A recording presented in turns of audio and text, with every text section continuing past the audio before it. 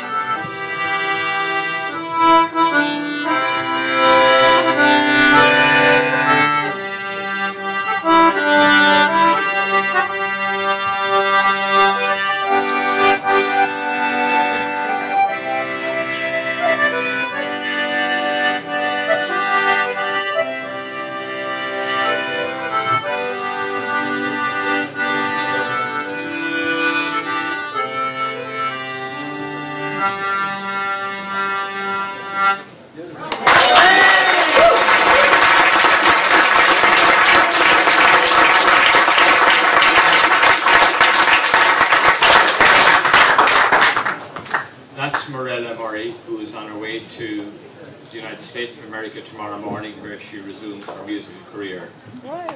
Mirella is the daughter of the late John Joe Murray, one of the great sean-nós dancers, who left Inishark on that day in October 1960. 1960, yes. And a neighbour of John Joe Murray's on that day, the oldest man on the island, was Thomas Lacey.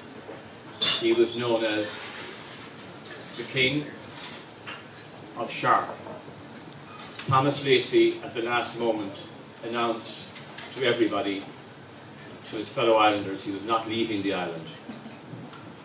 He didn't want to leave, and it caused some consternation, but in the end, they left him behind. The flotilla of Curragh headed for Cleggan.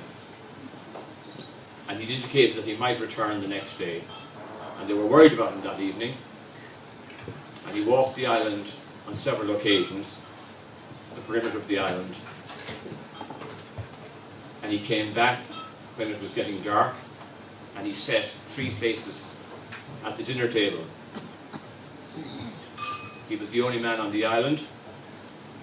2 of his sons had drowned in an accident between Inishbofin and Inishark in Easter of 1949. Their bodies were never found. And he set 3 places, and he sat down to dinner, and he hoped, and he hoped, and he hoped. And his neighbours and his friends watched that night to see if they could see a trail of smoke emanating from the chimney in the cottage, and they could, so they knew that he was okay. And the next day, Thomas Lacey left Inishark, and he never returned.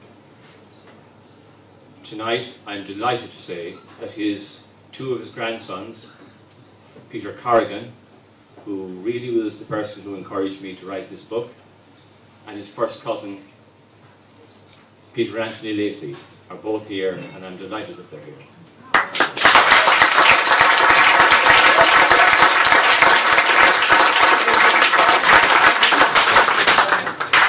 Taoiseach, I want to thank you most sincerely for your very kind and your very generous comments. Your attendance here this evening is, and I say it with great enthusiasm, is a personal honour for me and for my family, and I thank you for that.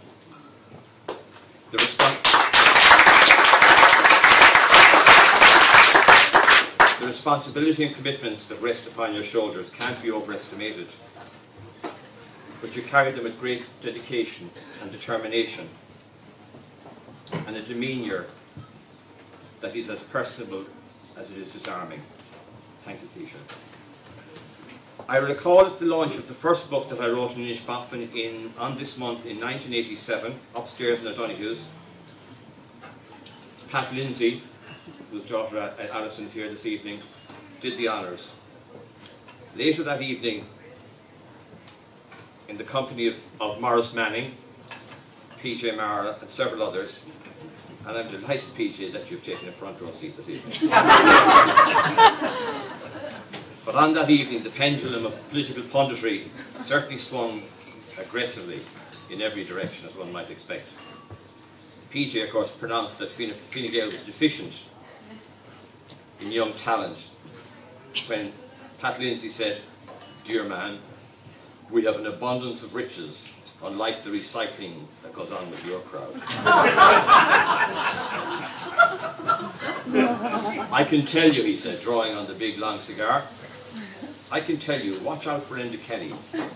He has that great combination of talents best evidenced in Mayo people." You can laugh. "Personality and persistence."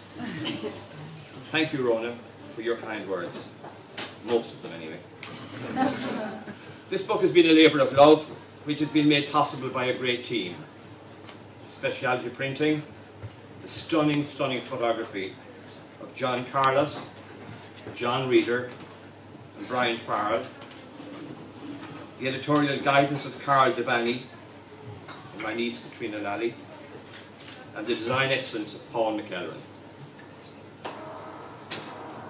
I regard myself as the conductor of what might be best described as an editorial orchestra, and without the rest there would be no music.